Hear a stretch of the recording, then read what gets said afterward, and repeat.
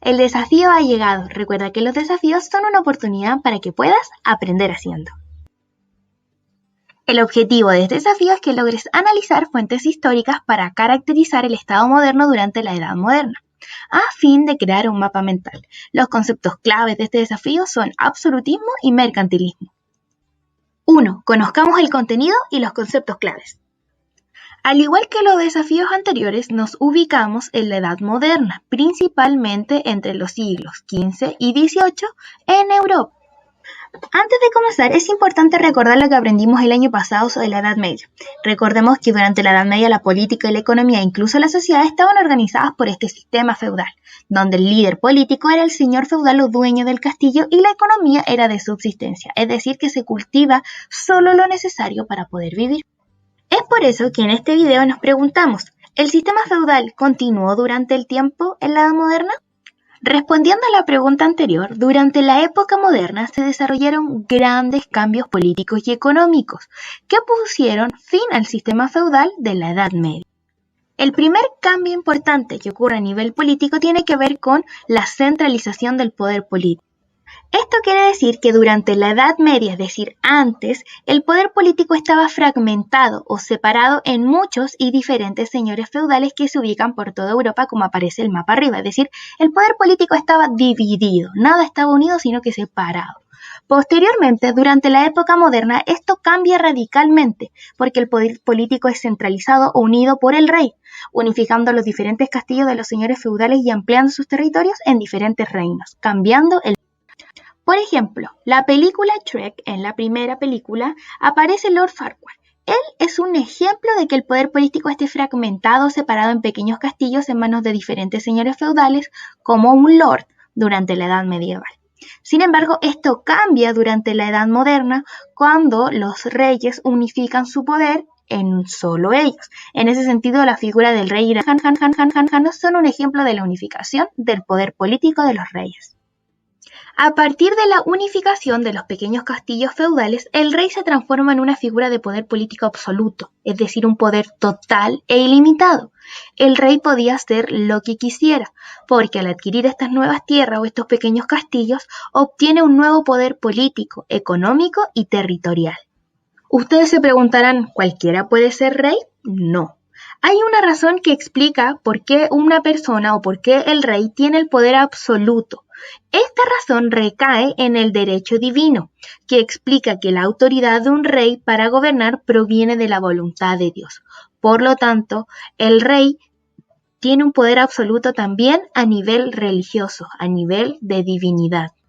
Registra en tu cuaderno la definición de este primer concepto clave. El absolutismo es un sistema de gobierno en que la soberanía o el poder caía en el rey. Este sistema se caracteriza porque le otorga al rey un poder ilimitado, hereditario, es decir, entre sus descendientes, y vitalicio, es decir, que es de por vida. También le otorga el derecho divino para gobernar. Puede además el rey promulgar leyes o dictaminar justicia, establecer y cobrar impuestos, nombrar y distribuir funcionarios y además comandar el ejército y la diplomacia, entre otros. Por otro lado, otro de los cambios importantes tiene que ver con la economía que le otorga este poder absoluto al rey, que tiene que ver con el mercantilismo. Cuando hablamos de la riqueza de un rey absoluto, debemos pensar que el rey con mayor poder es el que acumula la mayor cantidad de metales preciosos como el oro y la plata. Esta idea de acumulación de metales preciosos es llamada mercantilismo y es la base del sistema económico de un rey de poder absoluto. El mercantilismo se caracteriza por basarse en la acumulación de metales preciosos, pero también en el comercio marítimo de exterior, es decir, en la exportación, que es vender a otros países los productos que se construyen dentro de un país. Registra en tu cuaderno la definición del segundo concepto clave del desafío. El mercantilismo es un sistema económico europeo basado en la acumulación de metales preciosos como el oro, la plata y los diamantes. Este se caracteriza por buscar una balanza comercial favorable para el reino, es decir, exportar, vender a otros reinos, más que importar, es decir, comprar. Por lo tanto, para el mercantilismo lo que más importa es vender antes que comprar. 2. Desarrollemos una habilidad, análisis de fuentes históricas. El análisis de fuentes históricas es la capacidad de ser un detective que investiga un texto del pasado por medio de preguntas clave como las preguntas de tiempo y espacio, cuándo y dónde se escribió la fuente, las preguntas de origen de la fuente, quién la escribió, qué información dice, y por último las preguntas comparativas para ver si la información del autor es similar a la de otras o si se contradice con otros autores. Para desarrollar la habilidad de análisis de fuentes es importante saber cómo leer una fuente. Una fuente está compuesta por 3 partes y cada una de ellas nos permite responder las preguntas de análisis. El título representa la idea central y responde a las preguntas de origen. El cuerpo es donde está la opinión del autor y por eso también nos ayuda con las preguntas de origen y las preguntas comparativas cuando leemos otra fuente. Por último, la referencia, que es la última línea que aparece en el nombre del autor que nos ayuda a responder las preguntas de origen, pero también a las preguntas de espacio y tiempo porque aparece el lugar y el año en el que fue creada la fuente. 3. Realicemos la actividad, mapa mental. Materiales. Para realizar este desafío necesitas tu cuaderno de historia y todos tus lápices de colores que tengas. Paso número 1.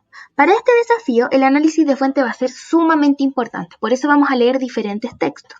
Recuerda que cada vez que necesites tiempo para leer, puedes pausar el video y poder prestar toda la atención necesaria para poder comprender el texto. En este paso número 1, vamos a leer la fuente 1, que es la fundación del Estado moderno.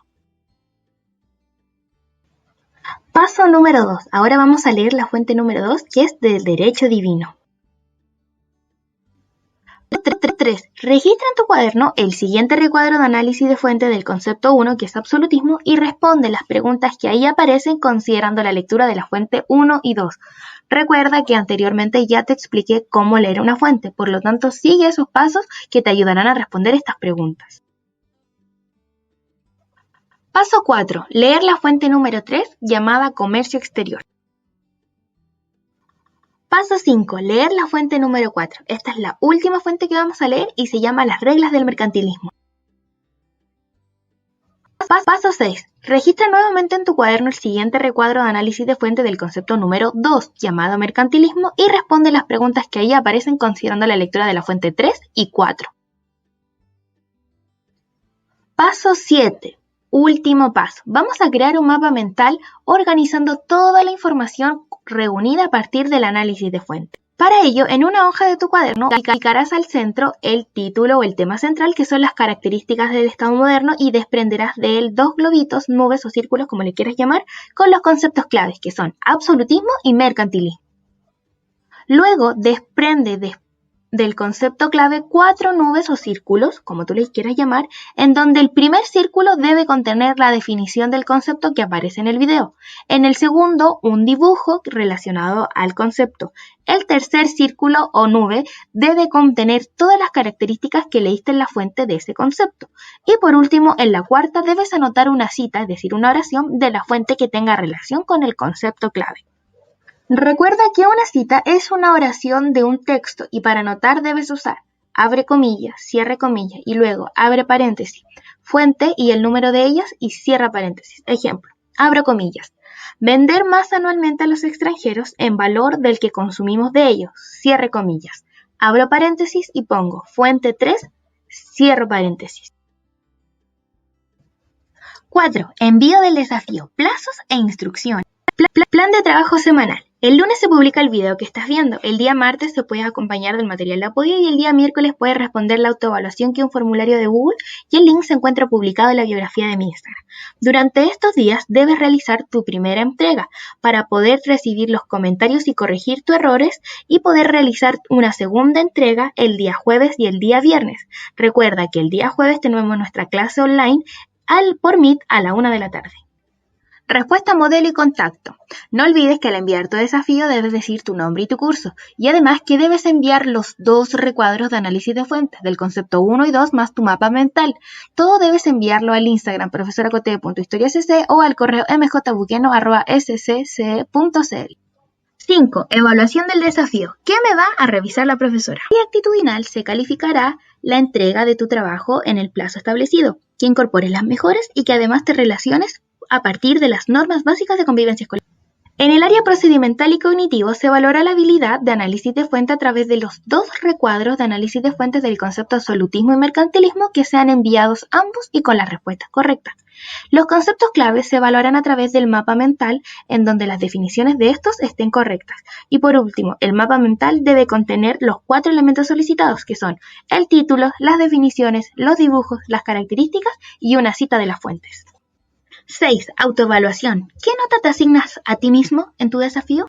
Para la asignatura de historia ya no tendremos bitácoras ni tampoco tendremos el recuadro de la autoevaluación, sino que será una autoevaluación online a través de un formulario de Google donde deberás responder tu nombre, tu curso y diferentes preguntas para finalmente asignarte una calificación. Este link se encuentra en mi biografía de mi Instagram. Ahora es tu turno, manos a la obra y tú puedes.